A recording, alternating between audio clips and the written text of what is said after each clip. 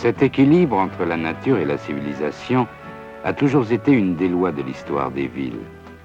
L'homme construit avant tout pour se protéger du milieu qui le fait vivre, mais il en garde la nostalgie et s'empare de la nature pour la recréer à l'échelle de la ville. Il ne devrait cependant jamais oublier ce qu'affirmait un jour le Corbusier dans la Charte d'Athènes: le soleil, la verdure et l'espace sont les 3 premiers matériaux de l'urbanisme.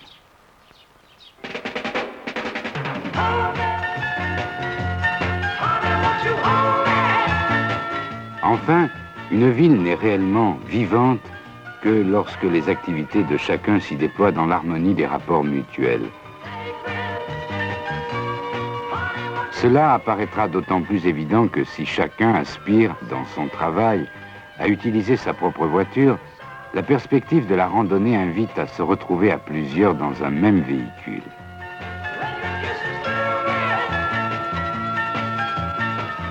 La cité engendre la multimotorisation, pas la route, qui nous invite dès ce soir à la fête des vacances.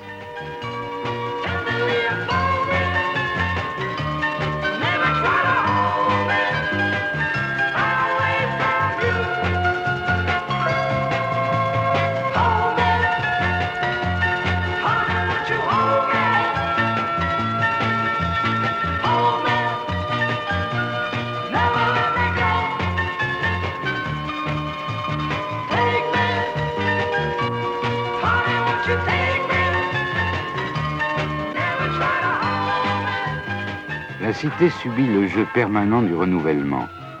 Et la ville de demain n'échappera, pas plus que celle d'aujourd'hui, au besoin de changement. Peut-être, un jour, partir en vacances ressemblera à autre chose qu'à une fuite. Alors, abandonnée par ses habitants, vouée au sommeil provisoire, la cité retrouvera pour un temps le silence des villes éteintes.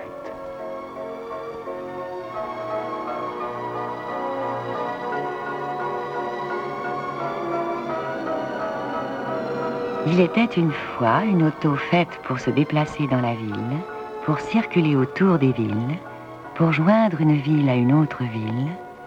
Il était une fois la Renault 5.